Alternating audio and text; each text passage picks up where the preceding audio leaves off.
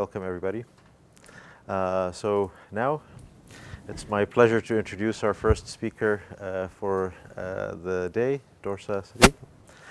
Dorsa did her PhD at Berkeley, and we met at an NSF CPS PI meeting where I learned about very cool work that Dorsa is doing on using game theory to model driver behavior, and also using machine learning to improve the models. And now she's an assistant professor at Stanford University.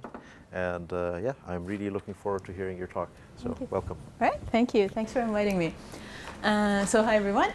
So we have 3 sessions. So I figured I can give an overview talk about some of the stuff that I'm doing, some of the stuff that I have been doing, some of the directions we're looking at in my lab right now. And then the next sessions, it would be diving in more detail. So this is more of like an overview of what are the things you're looking at. And the next 2 sessions will get into some more like mathy details. And maybe I'll probably do a board talk for the next 2 sessions.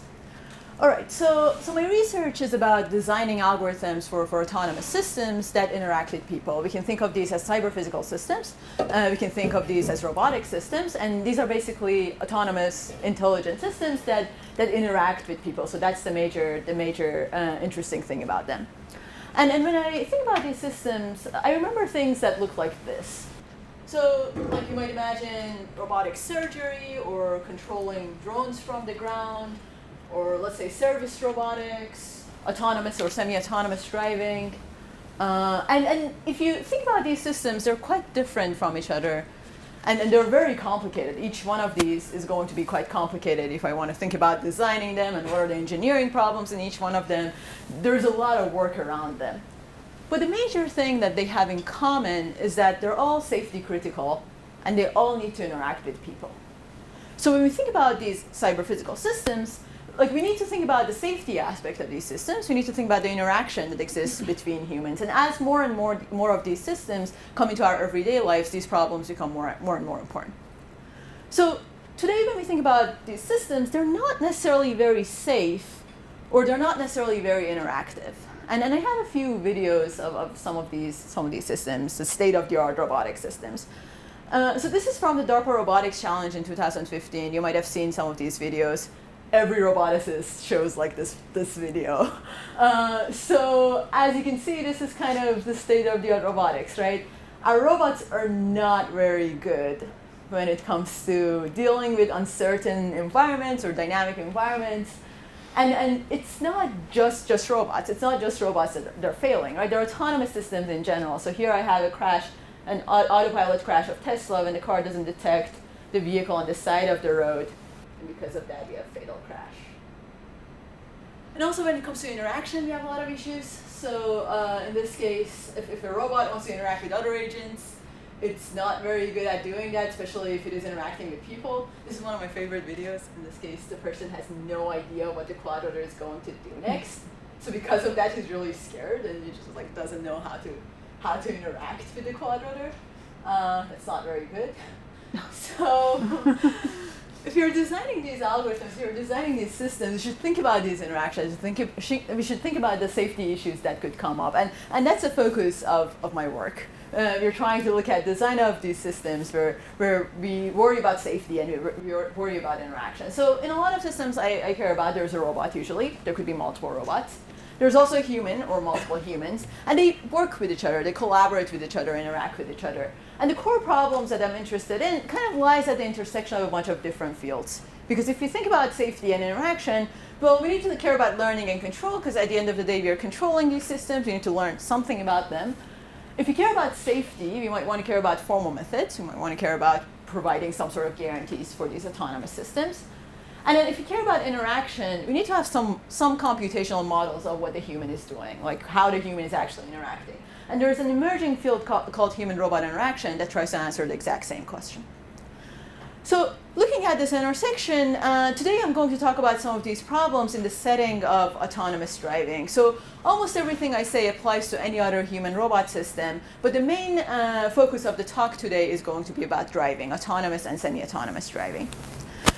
So when we think about driving, maybe the first thing that would come to your mind is Google's self-driving project. So Google started with this notion of having semi-autonomous vehicles where the car was driving autonomously on highways because that was easier. But when it was getting off a highway, like during city driving, it would ask the person to come and take over control because it wouldn't handle like city driving well. But then all of a sudden, in May of 2014, they decided to completely change the notion of semi-autonomous driving. They decided to go fully autonomous. So they got rid of the steering wheel, they got rid of the braking pedal, everything. And they were supposed to have this fully autonomous car where they completely eliminate the humans in the loop. And immediately after having these new designs and these new ways of looking at driving, they had a couple of accidents. So they had these monthly reports, and they had 11 accidents. In all of these accidents, the Google car was being rear-ended. So of course, it wasn't Google's problem. And the question that came to my mind at the time was, well, why am I not being rear-ended 11 times in the span of a few months? And sure, I don't drive as much as Google drives, but why am I not being rear-ended that many times in years of driving? So if you think about it, this is not a problem with Google, this is a problem with all car companies. They're trying to put these vehicles in a world where humans don't behave by the book. There are humans in this world, and they need to predict what these humans are doing, and if they don't do that, they end up acting very conservatively, and because of acting conservatively, they end up falling into these accidents. So sure, we can eliminate the driver, or we can eliminate all sorts of humans, but there's still pedestrians like on the road. There's still human-driven cars on the road. And when it comes to these interactions, we need to have better models of the humans, better models of the vehicles around us. So yeah, so this actually motivated us to think about this problem. So today when we think about autonomous cars usually optimize for reaching for their destination. And at the same time, they try to avoid unsafe regions of the road, like the boundaries of the road. And if there happens to be another vehicle on the road, they usually treat that vehicle like a moving obstacle. So they basically try to do collision avoidance with that car. But if you think about it, this vehicle is not just a moving obstacle that happens to sit there, right? There's a human inside it. And the human has a model of the world and also plans based on that model and is optimizing something. There's an intelligent agent sitting here, and we can't just ignore that. So whether we want it or not, or whether we plan for it or not, the actions of an autonomous car affects the actions of other drivers. And this was exactly what we wanted to model, these effects and responses. And we do see these in our everyday lives. For example, when a car tries to change lanes, what it does is it starts nudging in and expects the other drivers to slow down and make room for it.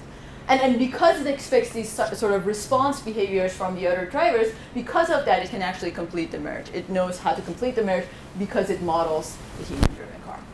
Or for example, if there's a car in front of us, like driving really slowly, like we don't get stuck there, right? We would change lanes. We would change our behaviors based on the actions of the other driver.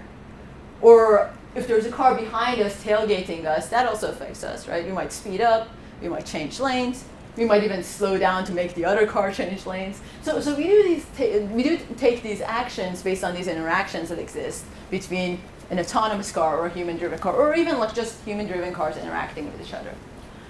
So our goal in this project was to enable autonomous cars to be mindful of these effects and responses, and the goal is being mindful of these effects and responses can make our cars safer or more efficient or more interactive.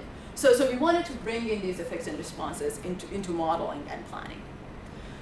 So the way we do this is we model this interaction between an autonomous car and a human-driven car as a dynamical system. So imagine I have an autonomous car, that's the orange car, and we have a human-driven car, that's the white car. And we can directly control the autonomous car, so we have direct control over the actions of the autonomous car. Let's call that UR, so R for robot, so the actions of the robot. And in some sense, we have indirect control over the actions of the human because our actions can affect the human. So me, by cutting in front of the human, I can make the human slow down. So because of that, in some sense, I have indirect control over the actions of the human. Let's call that UH. And this is kind of like we model this as a dynamical system, and this is kind of like an under-actuated dynamical system because I have full control over parts of my control system, the actions of the robot, and I have indirect control over the other part of my control, which is UH.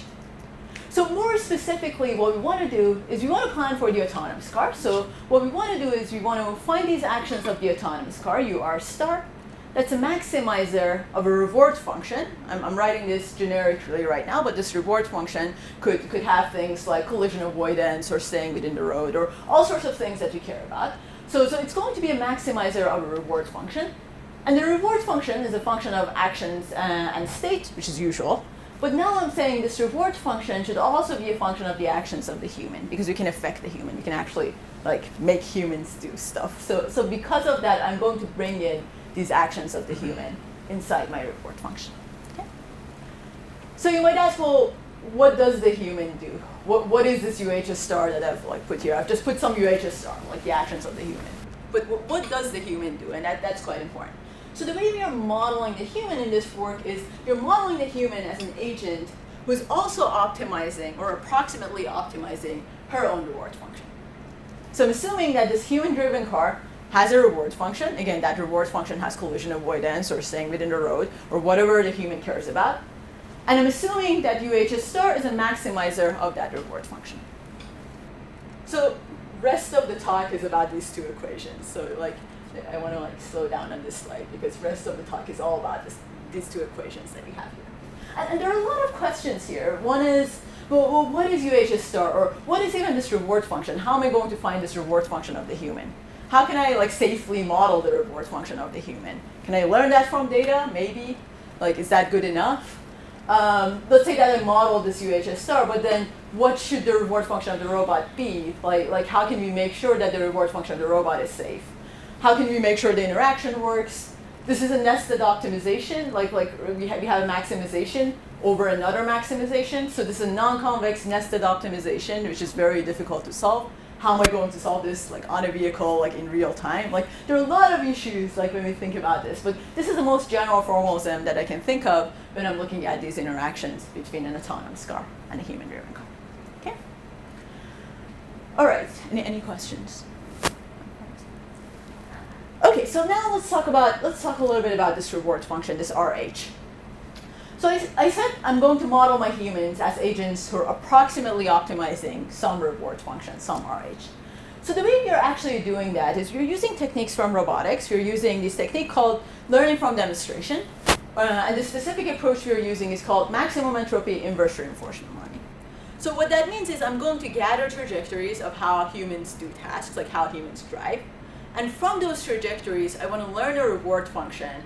If I maximize that reward function, I'll get my training data. So that's my objective. I'm going to gather trajectories, so that is probability of UH. I'm going to see how humans drive a bunch of times, like in a simulator. And from those trajectories, I want to figure out what RH is. And the assumption is probability of UH, the assumption in maximum entropy inverse reinforcement learning is that probability of actions of humans is proportional to exponential of the reward function. All that means is if I have an action that takes me to a better state, I'm going to weight that action exponentially higher. So this is the only assumption that we have, and the rest of it, we can just do math, right? If I collect trajectories, I have everything on this side of the equation, and then I just want to solve for the reward function of the human. So there's a lot more math into it that I'm not going into details, but in the third session, if I have time, I'll actually talk about different ways of learning models of humans. So inverse reinforcement learning is just one way of doing it. There are a lot of other techniques called imitation learning, where you don't look at the reward function, you directly try to figure out what the policy of the human is. So there are a lot of different ways of building predictive models of humans. This is just one of them, and this was kind of the approach we decided to use. We also usually assume some sort of structure for this reward function. So in this case, I'm assuming this reward function is a linear combination of a set of hand-coded features. So in some sense, I'm assuming it's a linear classifier, where features are things that the engineer comes up with, things like collision avoidance, or staying within the road, or staying within your own lane, or velocity, heading. These are the set of features that we care about. And we just assume that the reward function has a structure form where it's just a linear combination, a set of W's multiplied out by those features. So when I say I'm trying to learn the reward function, all I'm trying to do is I'm trying to learn the weights. I'm trying to find what W's are from trajectories of humans.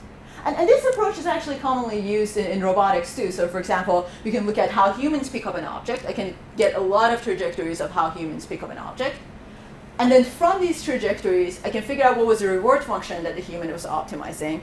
And if I just optimize that reward function, I can replay the same sort of task and pick up that object. So this is actually the approach we're trying to use. And we do this in simulators. So we collect the trajectories in a driving simulator and recover some reward function.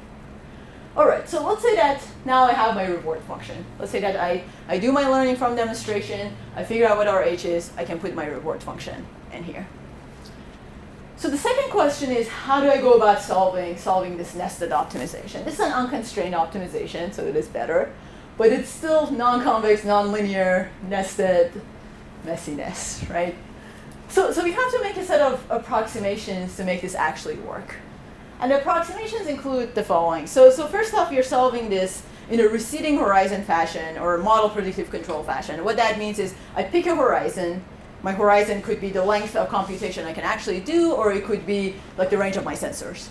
And I plan for that horizon. And then I take a step, and then I replan as I go. So it's a common assumption used, and usually most autonomous driving like algorithms use a very similar technique. They use a model predictive control technique. So this is the first approximation we need to make. The second approximation is, if you think about it, well, I'm saying the actions of the robot or the actions of the autonomous car affects the actions of the human-driven car. You can also imagine the actions of the human-driven car affecting the actions of the autonomous car. The autonomous car might know that and then try to even like plan further. The human might know that and plan further, and this can go forever. It'll have like infinite regress, me trying to affect you, you trying to affect me, and this can go forever, right? But in practice, it's not the case, right? In practice, like humans don't play chess when they're driving, right? They only have bounded horizon, and in that bounded horizon, they can only plan so far.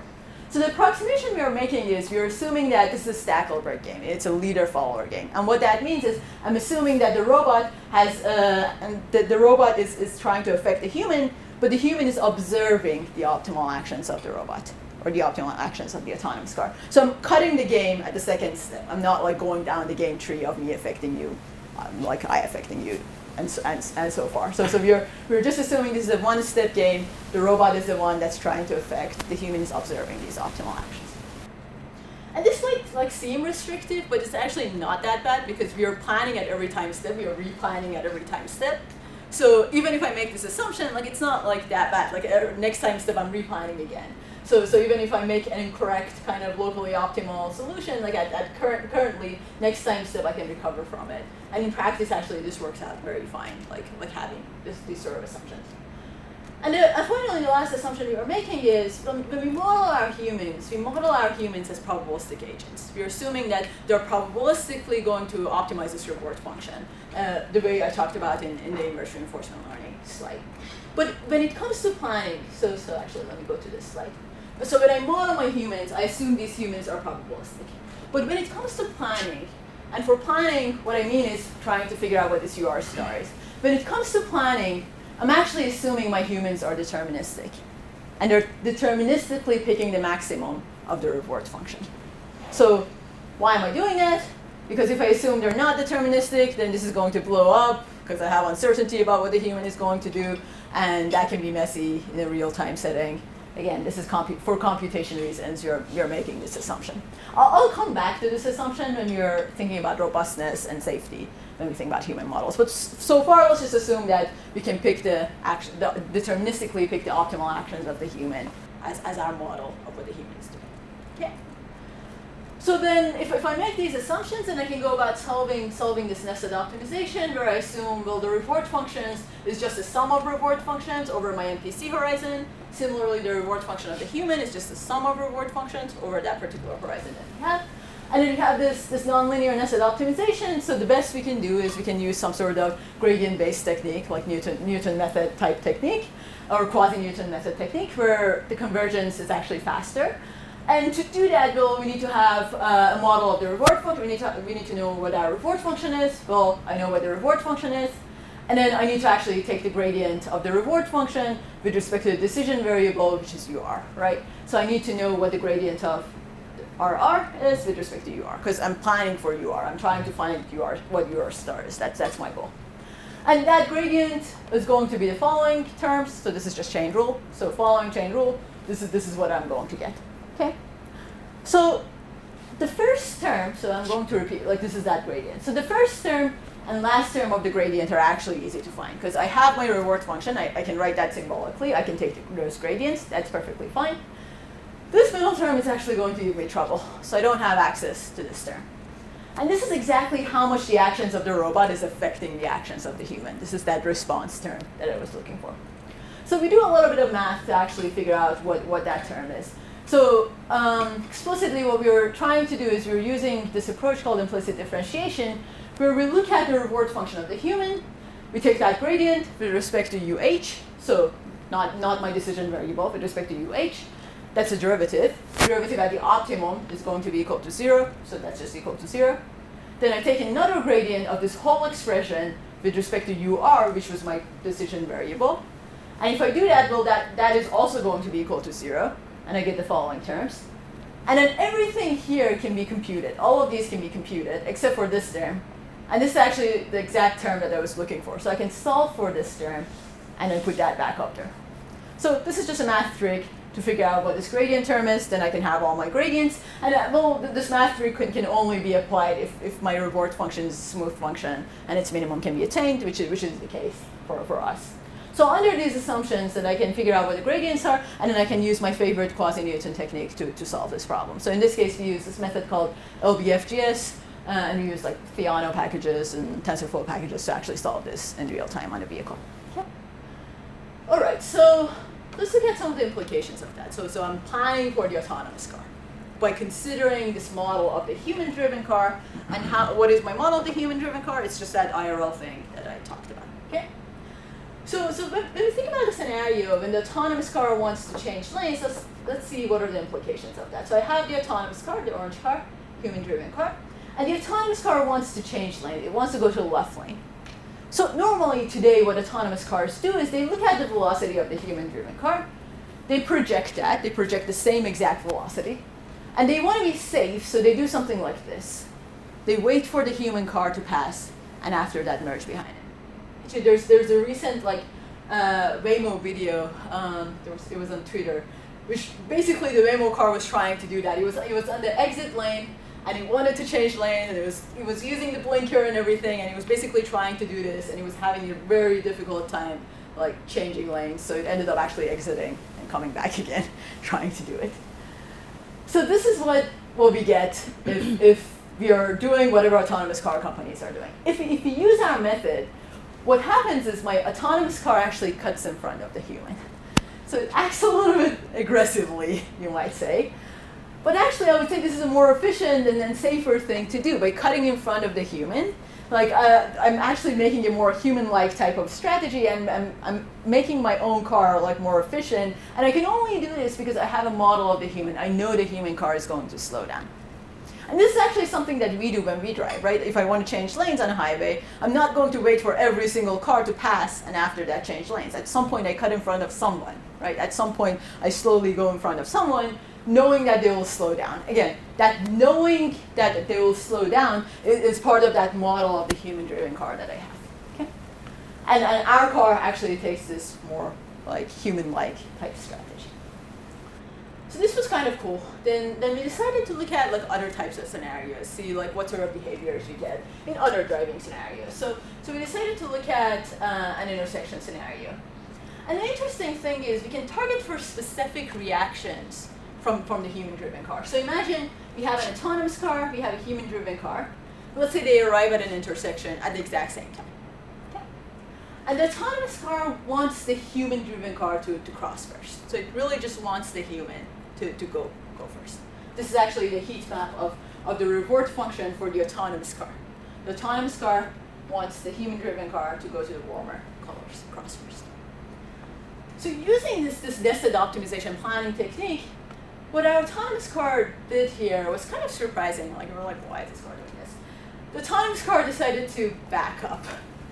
And we were completely shocked by this behavior. Like, why is an autonomous car backing up? Like we did not like looking for this type of behavior. But if you think about it, by backing up, the car is making more room and making it more likely and safer for the human-driven car to cross first. So the car just decided out of the optimization that backing up is going to be the action that makes the human cross first, and I'm just going to do that. And that's, again, based on the model of the human. Like, nothing was hand-coded here, and the car just decided to use motion to coordinate with the other driver.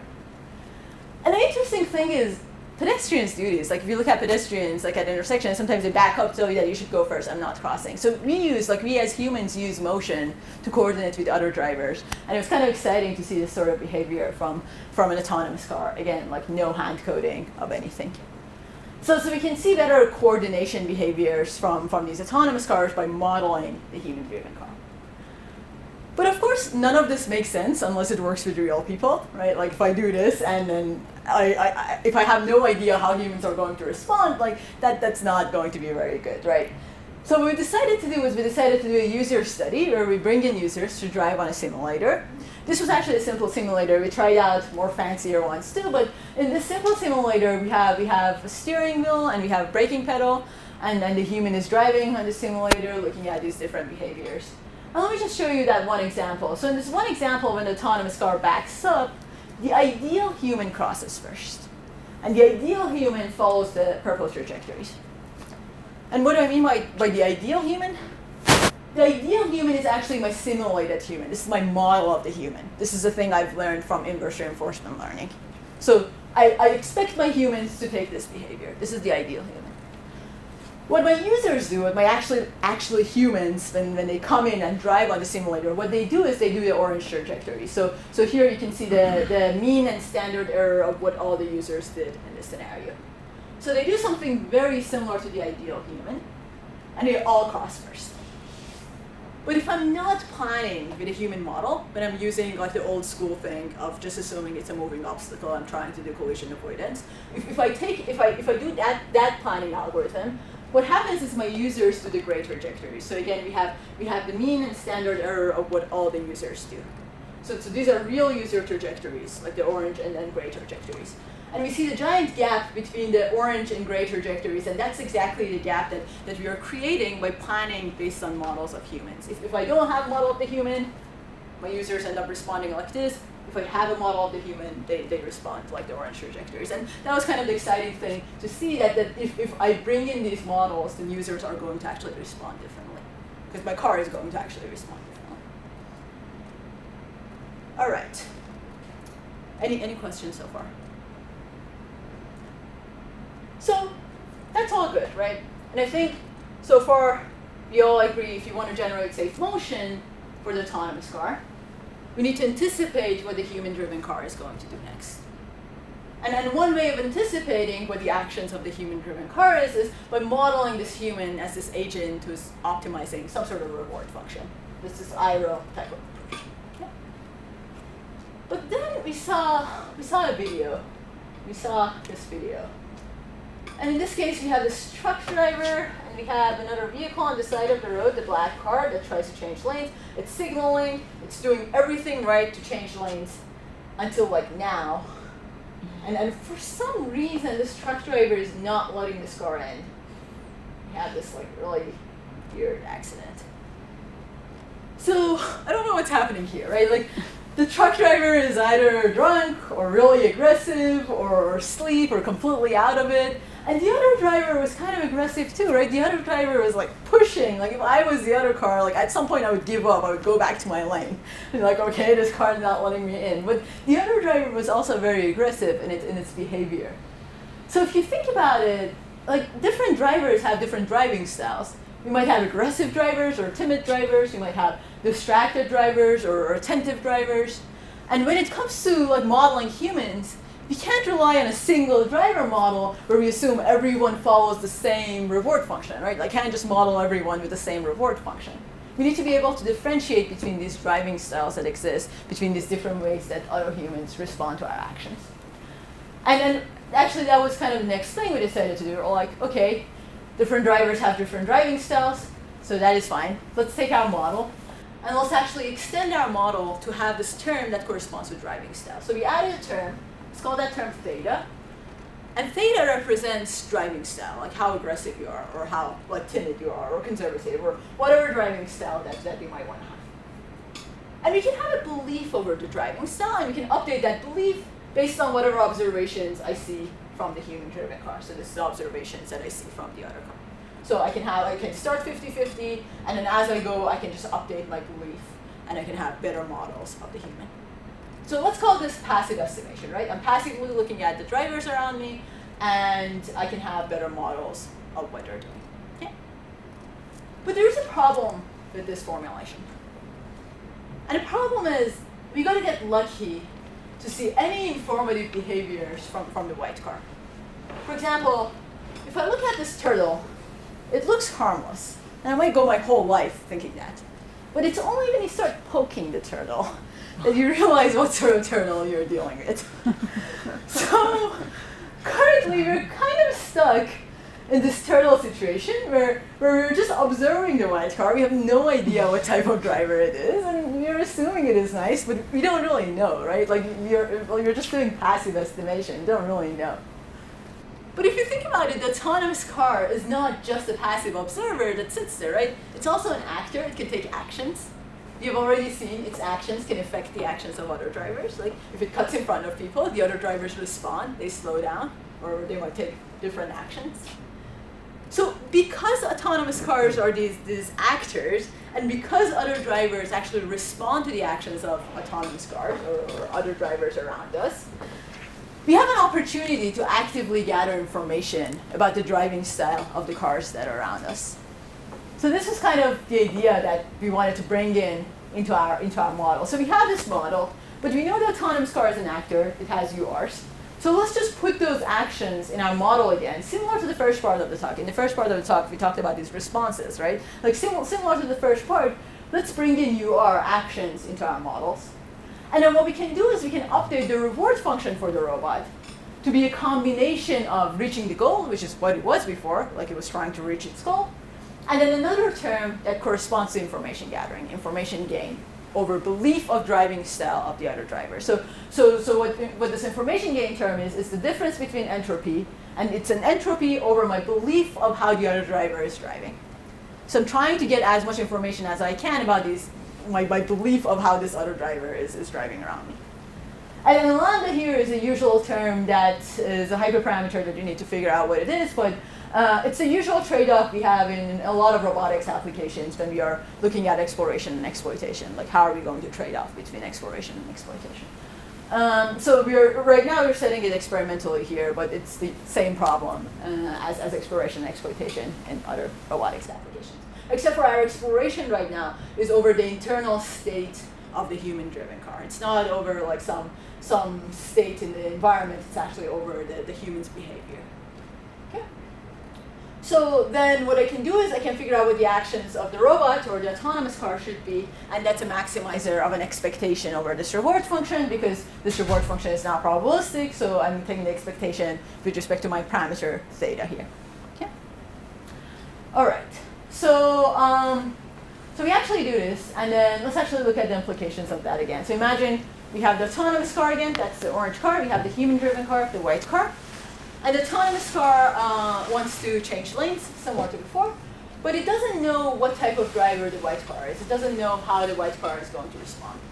So because of that, what happens is our algorithm decides to take an interesting action. It decides to nudge in, decides to creep in a little bit to see how the other driver responds. And if it decides the other driver is actually distracted, well, it goes back to its lane because it doesn't want to crash with the other driver. But if it decides the other driver is actually attentive, it completes the merge knowing that the other driver is going to slow down.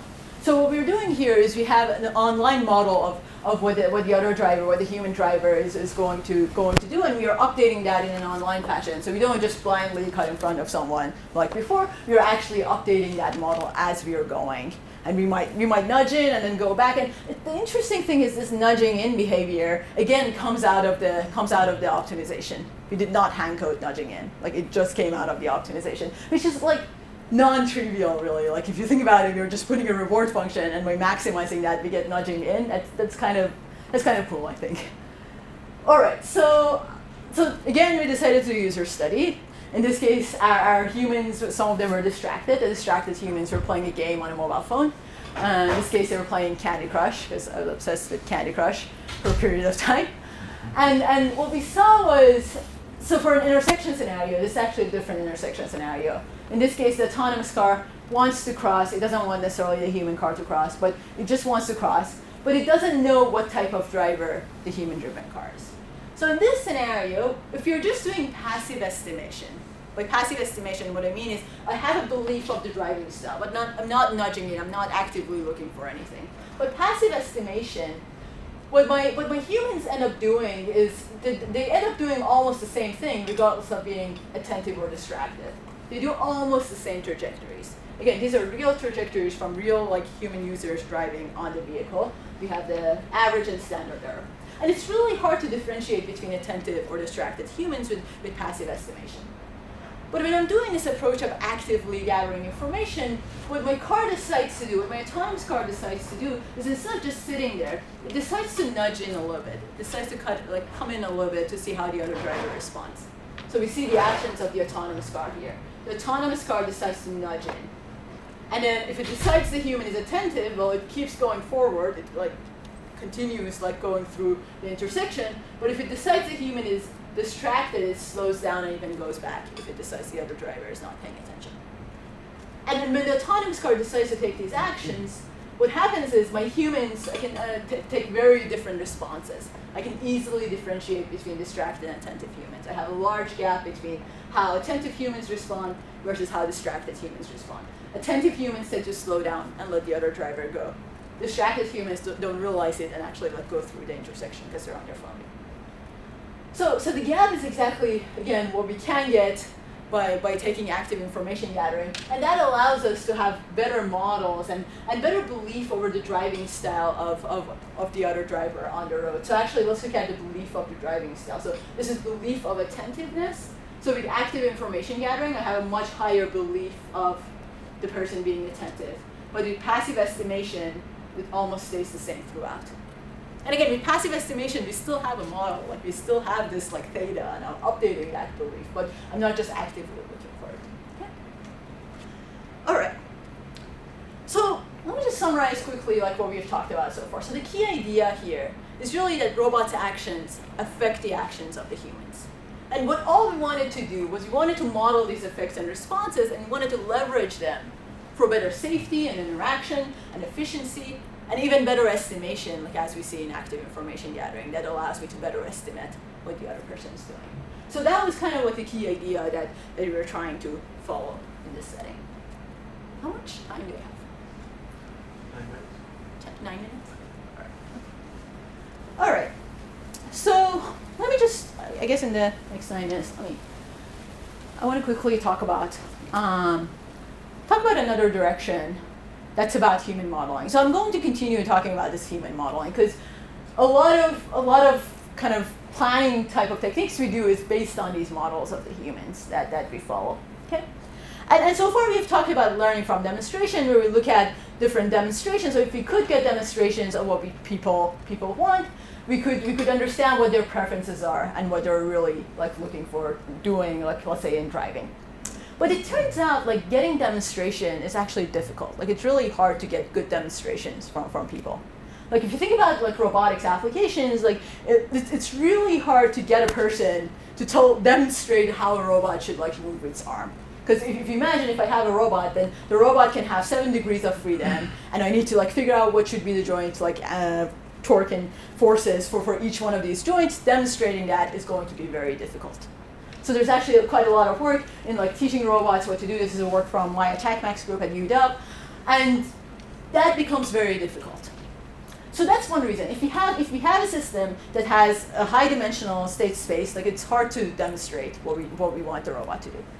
Another reason that demonstrations could actually be difficult is sometimes what we really want is different from demonstrations. So there's this work from Anka Dragan's group where they're looking at driving demonstrations, and they're also looking at people's preferences.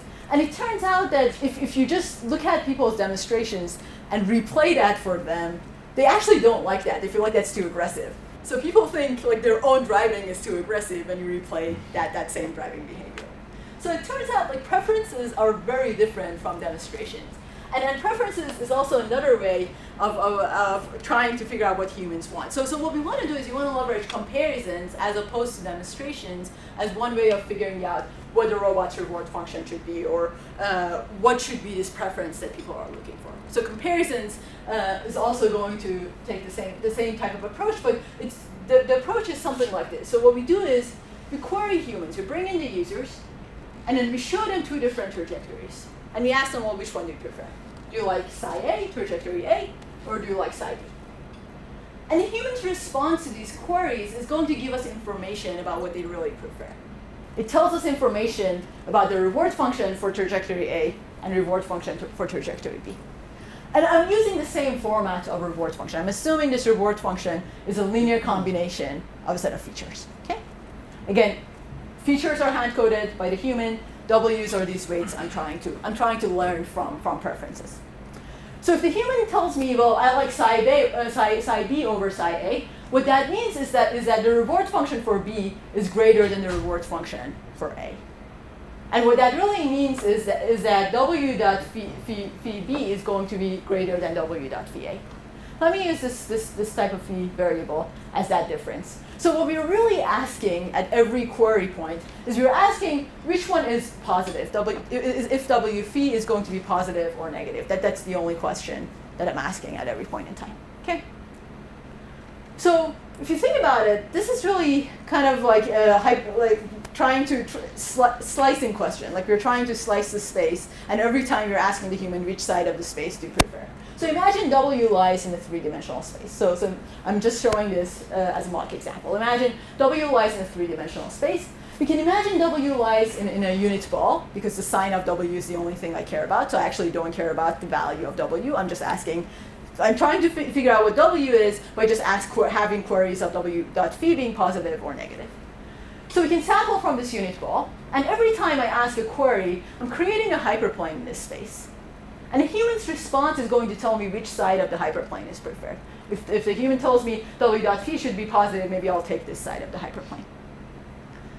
And in addition to that, we're assuming, well, humans could be noisy, so we don't completely remove the other side. We actually reweigh these samples. So we use a sampling method where we actually reweigh the samples based on the human's responses.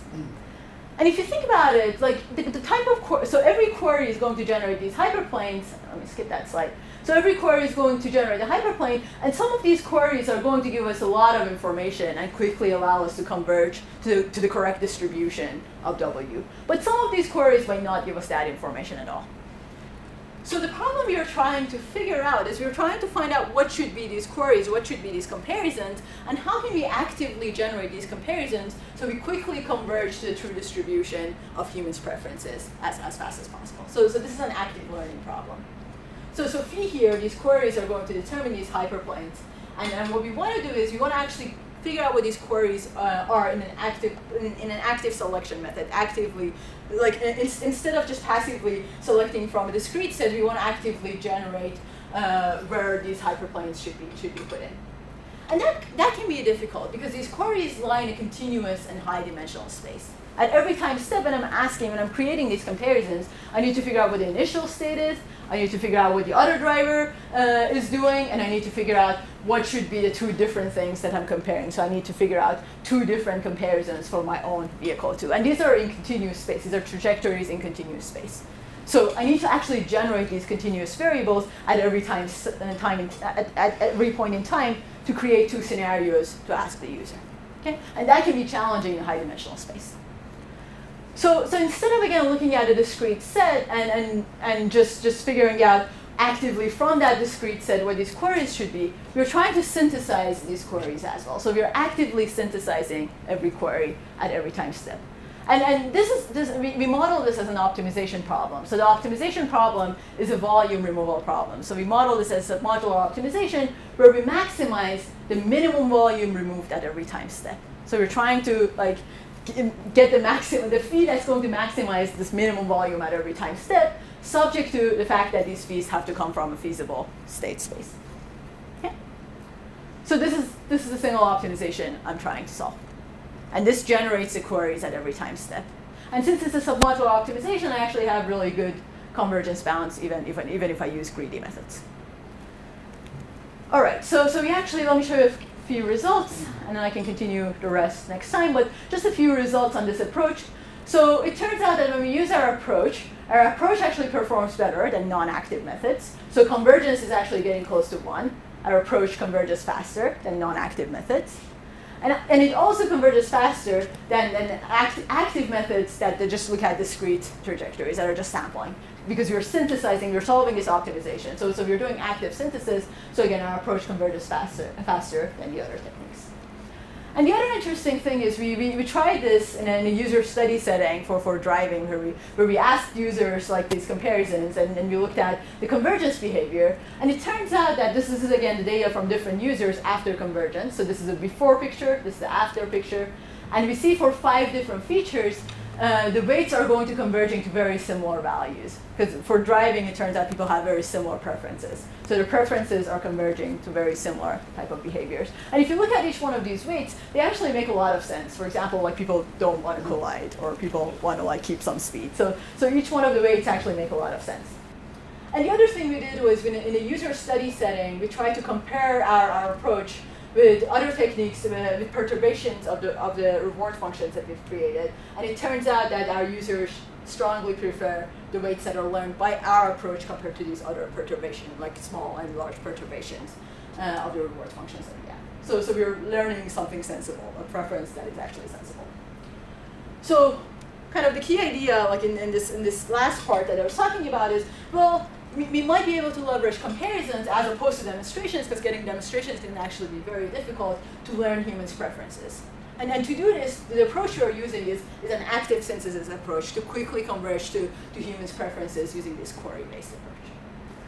All right, so I think I'm going to stop here. I'll talk about some of the robustness properties of human models and more about human modeling and safety next time. Right? Thank you very much, Dorsa. Any questions before we go to the break?